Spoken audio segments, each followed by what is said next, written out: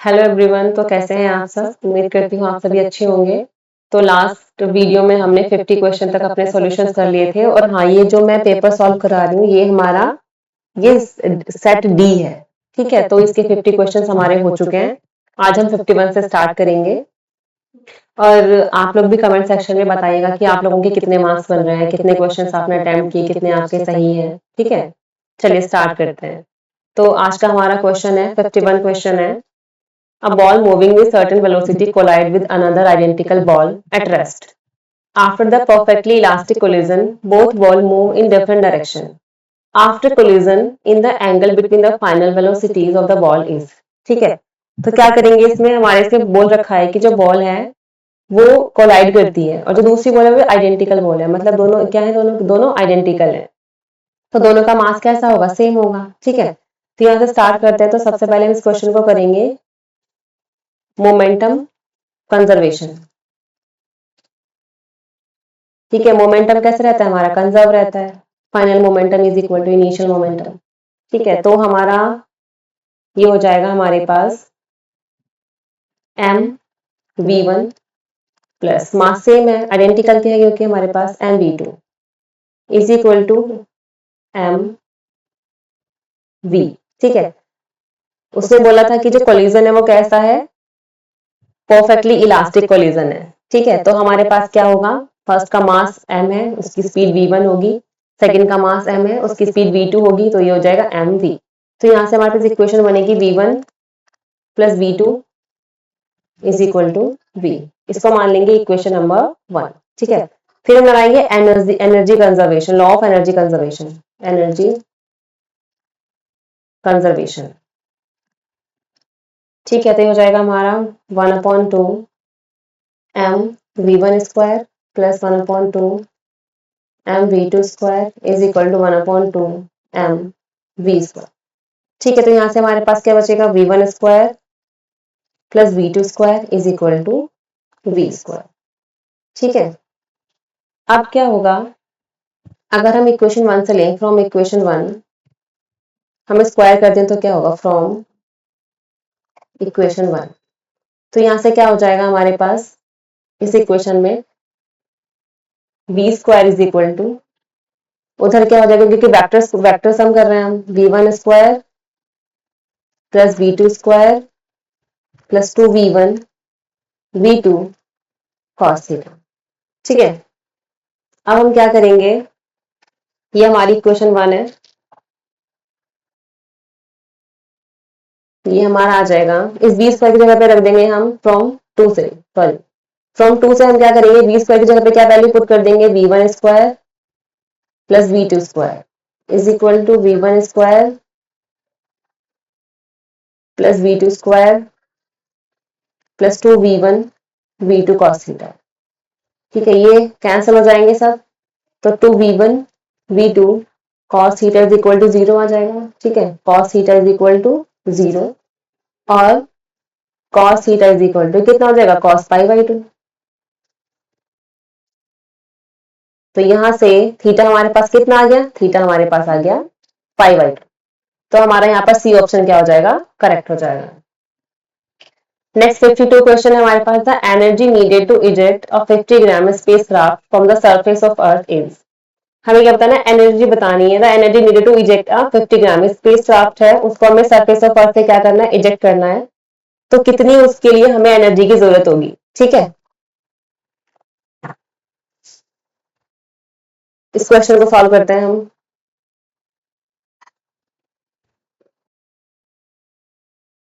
Question है, the energy needed to eject a 50 gram spacecraft from the surface of earth is. हमें बताना है कि एक स्पेसक्राफ्ट है 50 केजी का, हमें उसको एस्केप करने के लिए कितनी एनर्जी की जरूरत होगी। यहाँ पे इसके वेलोसिटी हमें क्या है, गिवन है। तो हम यहाँ हमें निकालना है एस्केप एनर्जी, निकालनी है एस्केप एनर्जी। ठीक है, एनर्जी का फॉर्मूला कितना होता है पास, हमारे पास half M V square. Escape energy निकालनी है तो ये हो जाएगी हमारी एस्केप वेलोसिटी। तो यहाँ से हो जाएगा हमारे पास escape energy is equal to 1/2 into mass है हमारे पास 50 और यहाँ हमारे पास है 11 किलोमीटर पर सेकेंड, है ना। तो हमें मीटर पर सेकेंड में करना है, तो 11 तो हो जाएगा इंटू 1000 मीटर पर सेकेंड। ये हो जाएगा 25 इंटू 11 और v स्क्वायर है ना, तो यहाँ पर 11 इंटू 1000 और आ जाएगा, तो 11 इंटू 11 हो जाएगा 121 और 10 की पावर 6। तो ये जब हम मल्टीप्लाई करेंगे तो हमारा आंसर आएगा 3025 इंटू 10 की पावर 6 जूल। ठीक है, तो यहाँ पर हमारा ए ऑप्शन हो जाएगा करेक्ट। नेक्स्ट क्वेश्चन है, a body is moved along a straight line by machine delivering constant power. The distance moved by a body in time t is directly proportional to। ठीक है, यहाँ हमें बताना है कि कोई बॉडी है हमारी, वो स्ट्रेट लाइन में मूव कर रही है और पावर कितनी है, पावर है उसकी कांस्टेंट। तो बताना है कि जो डिस्टेंस है और जो टाइम है उसके बीच में क्या रिलेशन है। तो करेंगे, हमारे पास पावर का फॉर्मूला होता है हमारे पास F इंटू वी। ठीक है, अब F हमारे पास कितना होता है, फोर्स होता है हमारे पास, मास इंटू एक्सेलरेशन, तो फोर्स की जगह पे लिखेंगे M इंटू ए और ये आ जाएगा V। तो P is equal to M into एक एक्सेलरेशन कितना होता है dv अपॉन dt इंटू यह हो जाएगा हमारे पास V।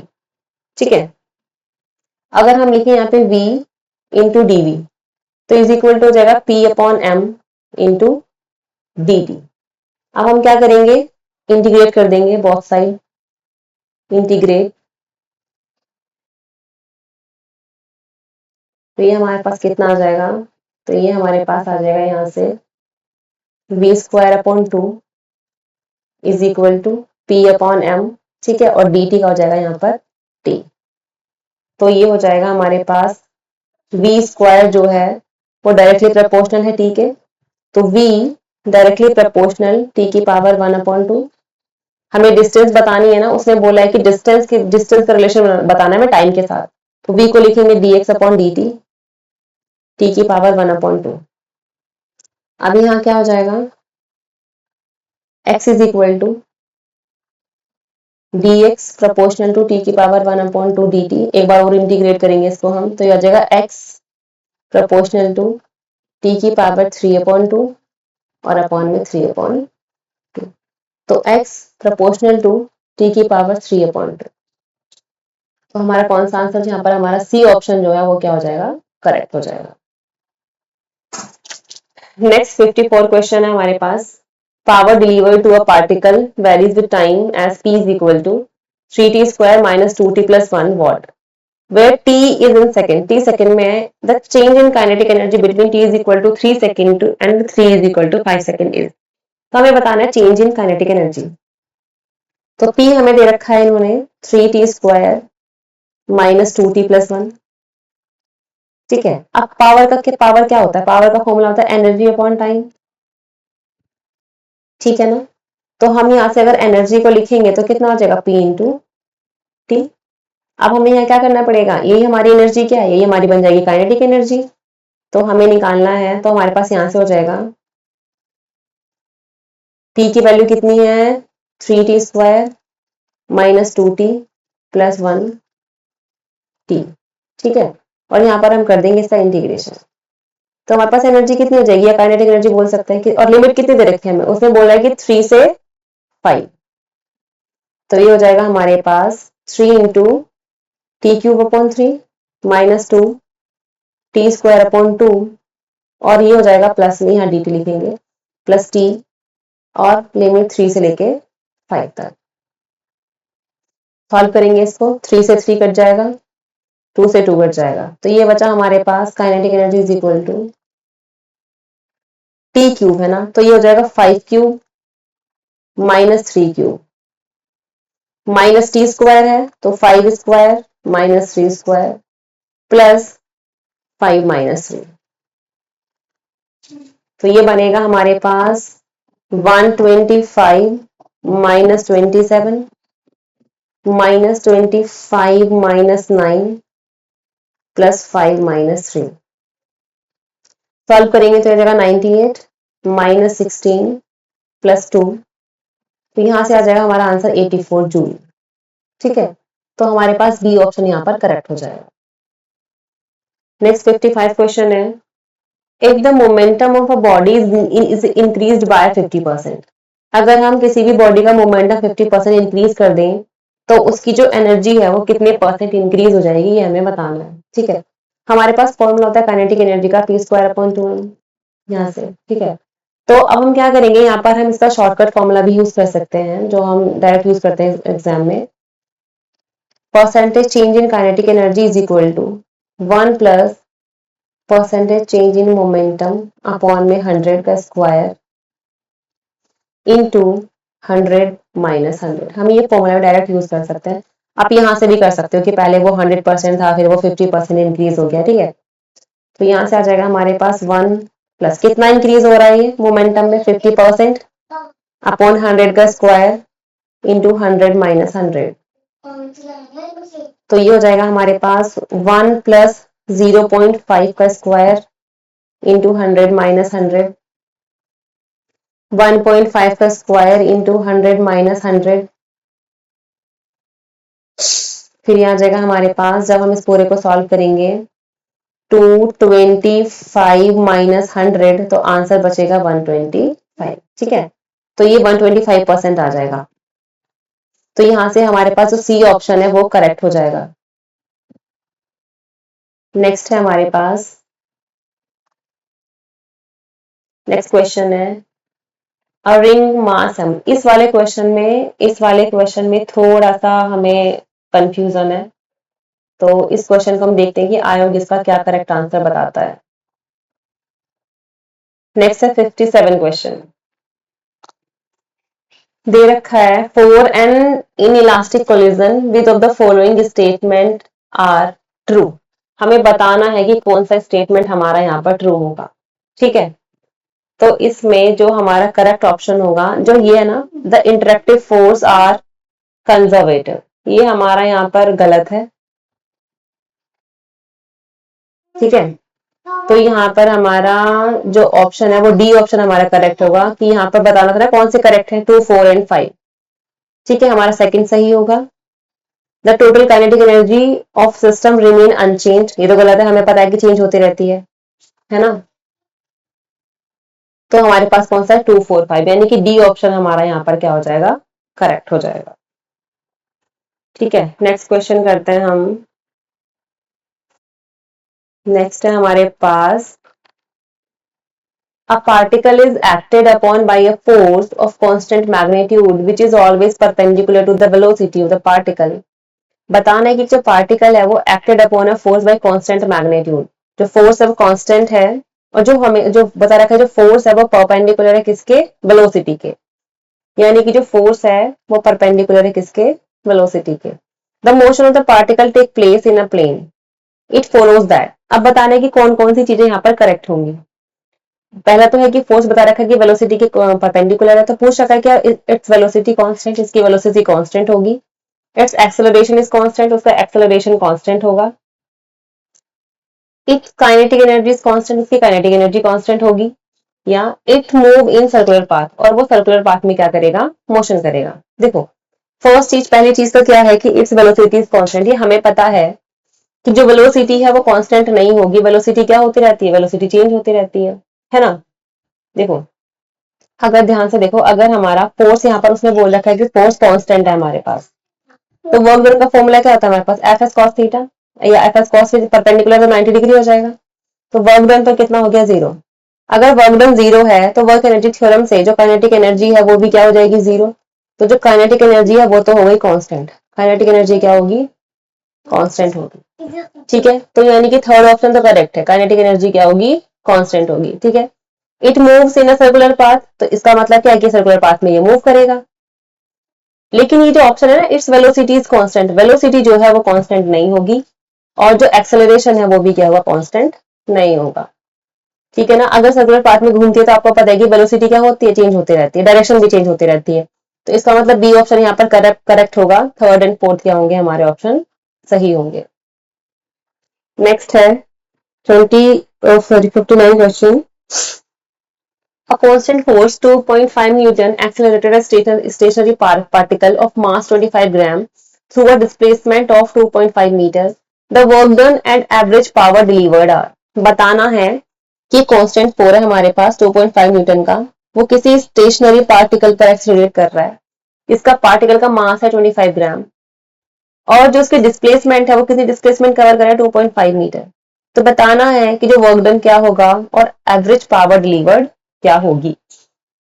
ठीक है, तो इस क्वेश्चन में हमें गिवन है फोर्स है हमारे पास 2.5 न्यूटन, मास हमारे पास दे रखा है 25 ग्राम, चेंज करेंगे तो जगह 0.025 किलोग्राम, डिस्प्लेसमेंट दे रखी है हमारे पास 2.5 मीटर।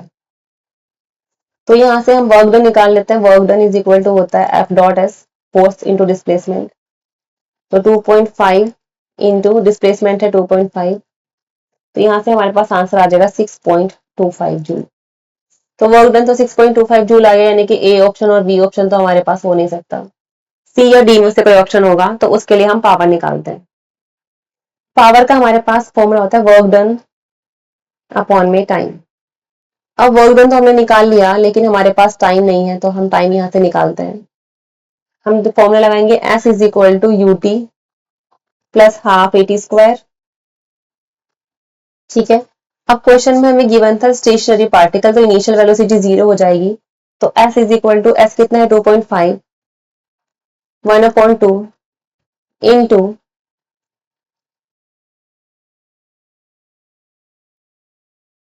इंटू, अब एक्सेलरेशन तो हमने निकाला नहीं, तो पहले एक्सेलरेशन निकाल लेते हैं।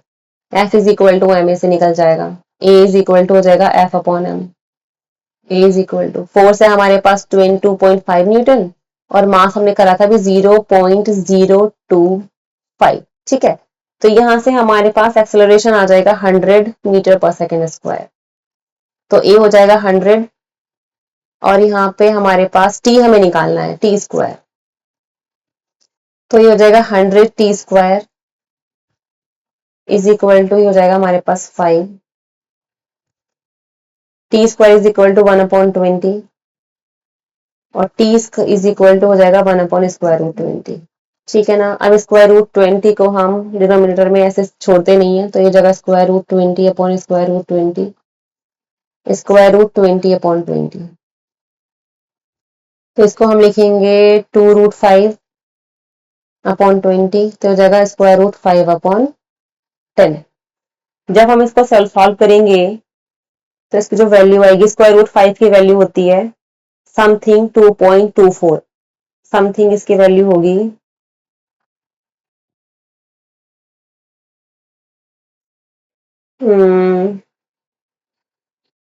2√5 की वैल्यू समथिंग 6, सॉरी 2.23 समथिंग होती है, 2.236, तो 2.24 लिख लेंगे इसको और ये हो जाएगा हमारे पास 10।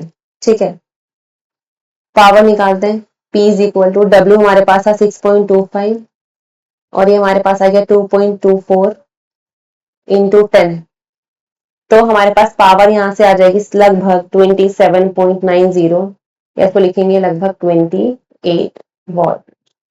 तो कौन सा ऑप्शन है हमारे पास, सी ऑप्शन यहाँ पे हमारा करेक्ट हो जाएगा।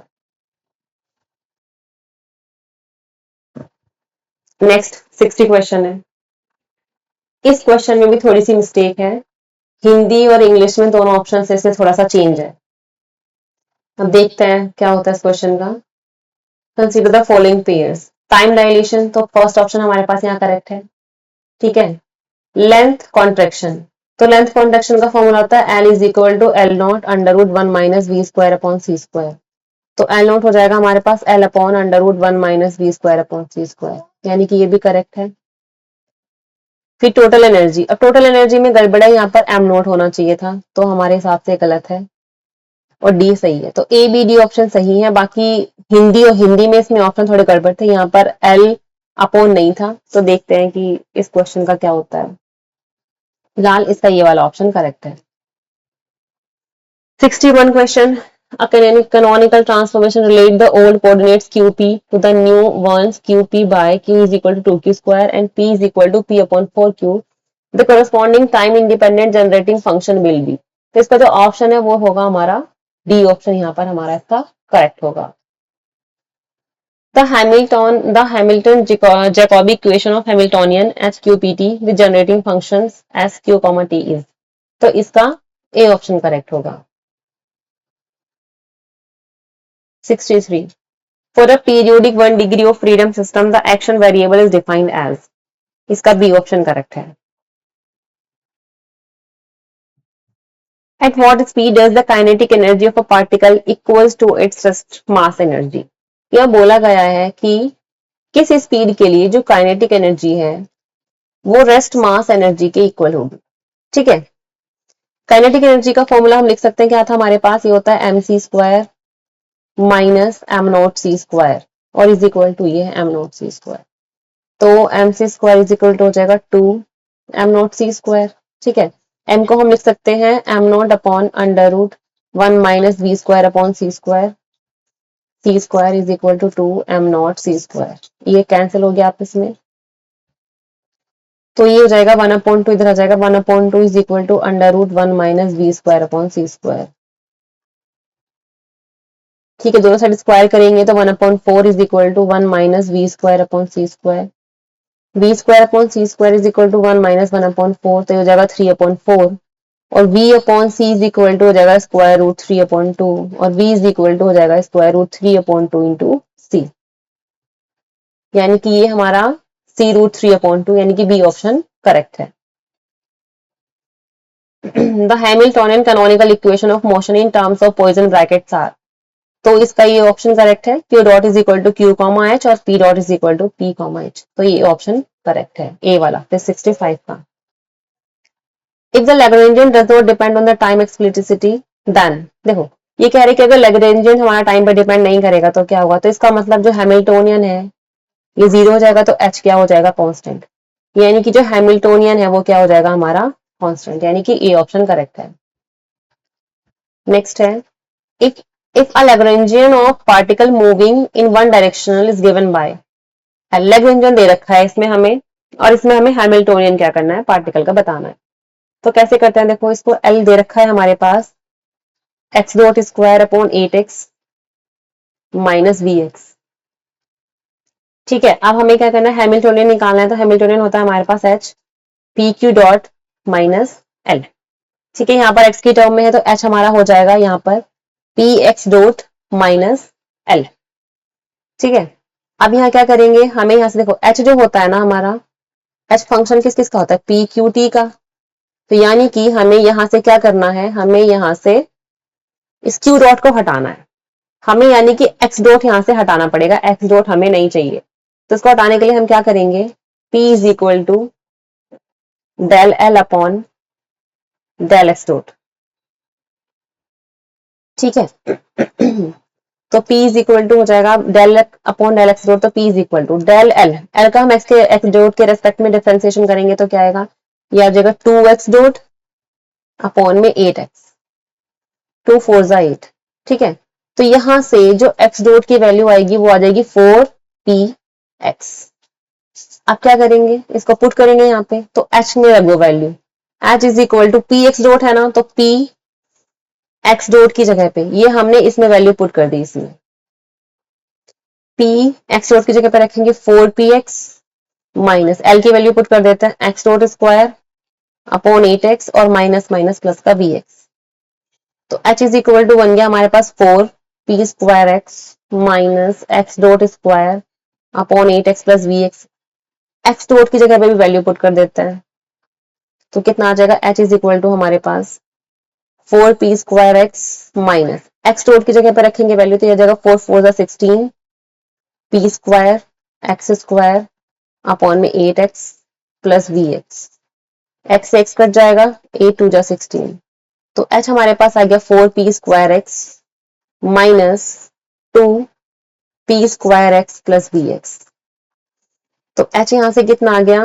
2p square x plus bx। ठीक है, यानी कि हमारे पास कौन सा ऑप्शन करेक्ट है, सी ऑप्शन यहाँ हमारे पास करेक्ट हो गया।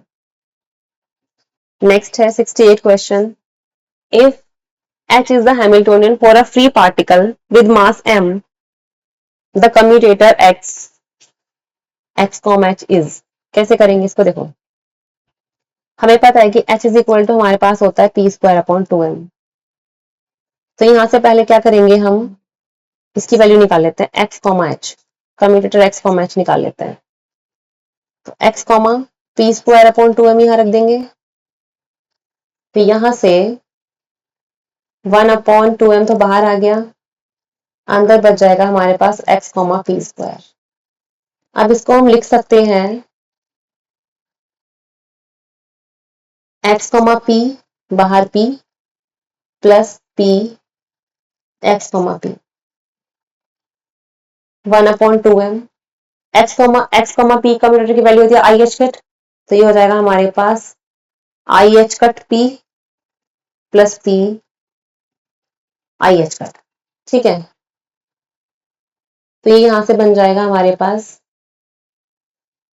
2pi2 I H cut p upon में m, और 2m, 2 से 2 कट गया, तो ये बचेगा आई H cut p upon m। ठीक है, अब कंप्लीट की वैल्यू निकाल लेते हैं हम, x h is equal to, ये आ जाएगा हमारे पास x I H cut p upon m, बाहर निकालेंगे इसको हम, तो बाहर आ जाएगा हमारे पास I H cut upon m x p, इसकी वैल्यू भी आई एच कट होती है, I H cut upon m into I H cut, तो आई स्क्वायर कितना हो जाएगा -1, तो minus H cut square upon m, ये आंसर हमारा करेक्ट हो जाएगा। तो यहाँ पर हमारा बी ऑप्शन जो है वो क्या होगा, करेक्ट हो जाएगा। नेक्स्ट है विच of the following transformation is canonical. तो इस वाले क्वेश्चन को जब हम सॉल्व करेंगे तो यहाँ पर ये आई थिंक ये e की पावर q की जगह पे q होना चाहिए था, तो हम इस सेकंड क्वेश्चन को सॉल्व करके देखते हैं। एक हम कर लेते हैं सेकंड वाला part, q is equal to, इसको कैसे लिख सकते हैं, p upon root 2 plus q upon root 2। ठीक है, और p को लिखेंगे p upon root 2 minus q upon root 2। Canonical की कंडीशन है कि हमारे पास जो आंसर है वो बनाना चाहिए, हम लिखते हैं फॉर्मूला, इसका फॉर्मूला होता है del q upon del q into del p upon del p minus del q upon del p into del p upon del q। अगर ये हमारी वैल्यू 1 आ गई तो ये कैनोनिकल होगा, अदरवाइज कैनोनिकल नहीं होगा। तो करेंगे del q upon del q, यहां से जब हम इसका q के रिस्पेक्ट में करेंगे तो ये आ जाएगा हमारे पास कितना, 1 अपॉन रूट 2 इंटू, जब हम p का p के रिस्पेक्ट में करेंगे तो डिफरेंशिएशन कितना आ जाएगा 1 अपॉन रूट 2, p का 1 हो जाएगा 1 अपॉन रूट 2, q का p के रिस्पेक्ट में करेंगे तो हो जाएगा ये हमारे पास क्या 1 अपॉन रूट 2 इंटू, जब हम p का q के रिस्पेक्ट में करेंगे तो आएगा माइनस का 1 अपॉन रूट 2, तो 1 upon 2 minus minus plus 1 upon 2, ये आ गया 1। तो ये हमारे पास सेकंड वाला कैनोनिकल होगा। ऐसे जब फर्स्ट हम करेंगे और यहाँ पर q होना चाहिए तो ये कैनोनिकल नहीं आएगा, तो यहाँ पर जो ऑप्शन होगा वो हो जाएगा ओनली 2। नेक्स्ट 70 क्वेश्चन है, a particle is placed in the potential Vx is equal to 1 upon 2 kx square minus lambda upon 3x cube. बताना where k and lambda are positive constants, then which of the following options is correct? x is equal to 0 and x is equal to k upon lambda are point of stable equilibrium। हमें stable और unstable बताना है। तो सबसे पहले हम इसमें देखेंगे कि अगर हमें बताना है कि स्टेबल है या अनस्टेबल है तो इसकी हमारे पास कंडीशंस होती हैं, हमारे पास गिवन है। पहले कंडीशन लिख लेते हैं। इक्विलिब्रियम में अगर बोल रखा है तो dv, अगर हमारे पास dv अपॉन dx 0 आ जाए तो इसको बोलेंगे कि जो इक्विलिब्रियम कंडीशन है। ठीक है, अगर हमारे पास d2v अपॉन dx स्क्वायर 0 से बड़ा है तो मीन्स स्टेबल है, और d2v अपॉन dx स्क्वायर अगर लेस देन 0 है तो ये अनस्टेबल कंडीशन है।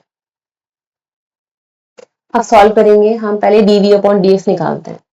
जब हम v का x के रिस्पेक्ट में डिफरेंशिएशन करेंगे तो ये हमारे पास आएगा 2kx upon 2 minus 3 lambda x square upon 3। जब हम यहाँ से क्या करेंगे, और हम क्या करना होता है, हमें इक्विलिब्रियम में इसको 0 करना होता है। जब हम इसको 0 करेंगे तो ये आ जाएगा हमारे पास x कॉमन लेंगे तो k minus lambda x is equal to 0। तो दो पॉइंट्स आएंगे, एक तो हमारे पास पॉइंट आ गया x इज इक्वल टू 0, और यहाँ से एक हमारे पास आ जाएगा x is equal to k upon lambda. ठीक है, हमें क्या करना होता है, dv अपॉन dx करके हमें अपने 2 पॉइंट निकाल लेने होते हैं। अब हम d2 upon d2v upon dx square को निकालेंगे। अब हम पुट करके देखेंगे कि हमारी वैल्यू 0 से बड़ी आती है कि छोटी। ठीक है, तो इसको हम रिमूव कर देते हैं, आप चाहे इसका स्क्रीनशॉट ले सकते हैं। चेक करेंगे हम।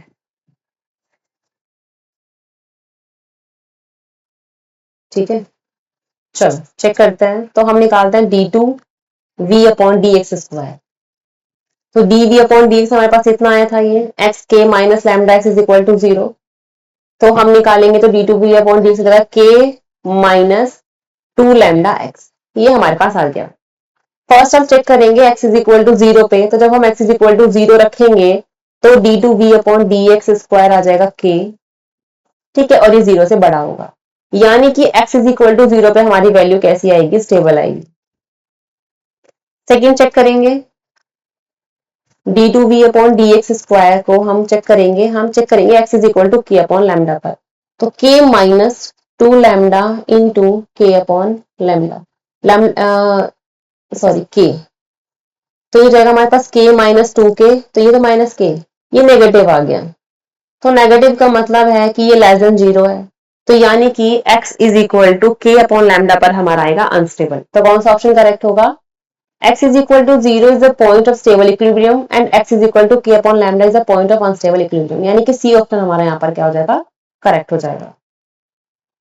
Which of the following is an equation of motion of Poisson bracket notation? तो इसका हमारे पास क्या हो जाएगा, q comma h qj comma h is equal to qj dot. तो ये हमारा 71 करेक्ट हो जाएगा। ठीक है, नेक्स्ट है, consider three inertial frame of reference A, B and C. The frame B move with the velocity c upon 2 with respect to A and C move with a velocity c upon 10 with respect to V in the same direction. The velocity of C as measured in A.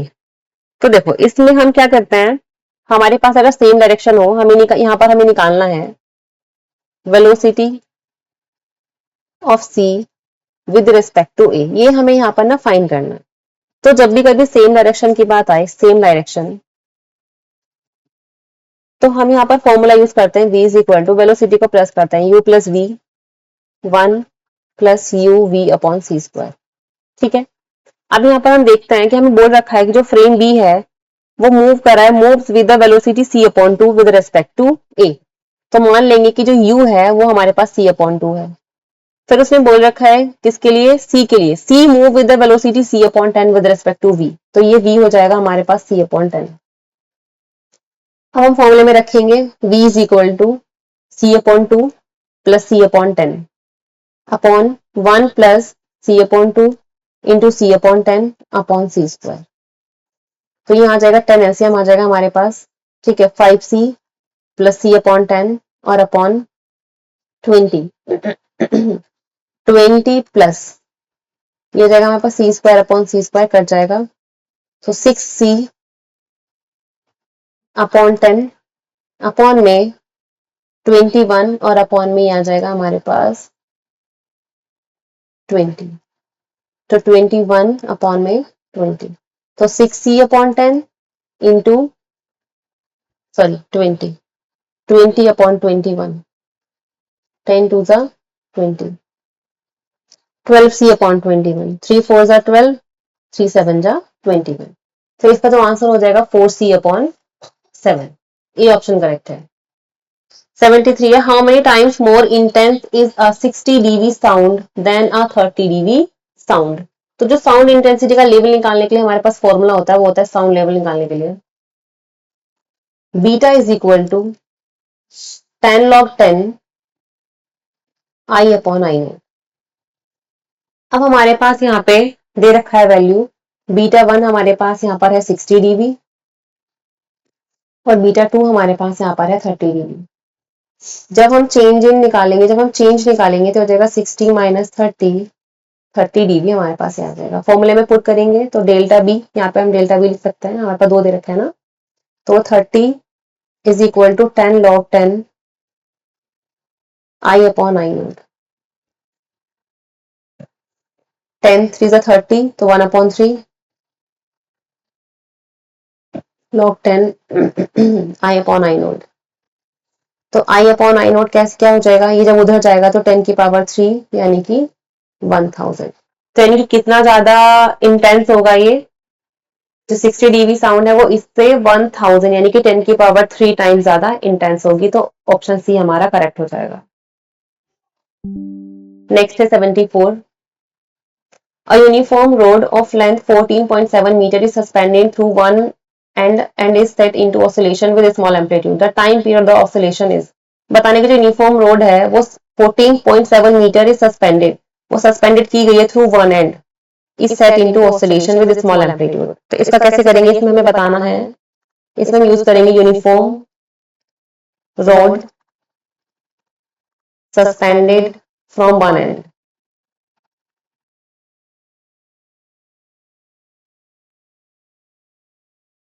तो यहाँ पर हम क्या करेंगे, हम यहाँ पर shortcut formula use कर सकते हैं, वैसे तो बहुत लंबा क्वेश्चन हो जाएगा ये। इसका फॉर्मूला होता है t is equal to 2 pi under root 12 upon 3g। ठीक है, हमें l लेंथ कितनी दे रखी है, इसकी लंबाई 14.7 दे रखी है और g हमारे पास होता है 9.8। ठीक है, तो यहाँ पे 12 अपॉन 3g निकाल लेते हैं पहले। 12 अपॉन 3g कितना आएगा, 2 इंटू 14.7 अपॉन 3 इंटू 9.8। ठीक है, 3 4 जा 12, 3 9 जा 27, तो यह आ जाएगा 9.8 अपॉन 9.8 इज इक्वल टू 1। ठीक है, तो यहाँ से t कितना आ जाएगा, t आ जाएगा हमारे पास 2 पाई, 12 अपॉन g की वैल्यू तो 1 हो गई, तो t इज इक्वल टू 3.14 और t इज इक्वल टू हो जाएगा हमारे पास इन, फिर हो जाएगा हमारे पास 6.28 सेकेंड। तो बी ऑप्शन यहाँ पे करेक्ट हो जाएगा। According to Noether's theorem and symmetries match the column of the following table.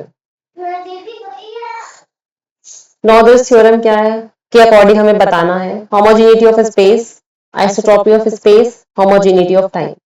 तो homogeneity of space का जो रिलेशन होगा वो होगा translation invariance of L, isotropy of space rotational invariance of L, homogeneity of time इसका होगा L is not explicit function of time. तो इसमें जो ए ऑप्शन बी ऑप्शन है सॉरी, ये हमारा क्या हो जाएगा, करेक्ट हो जाएगा।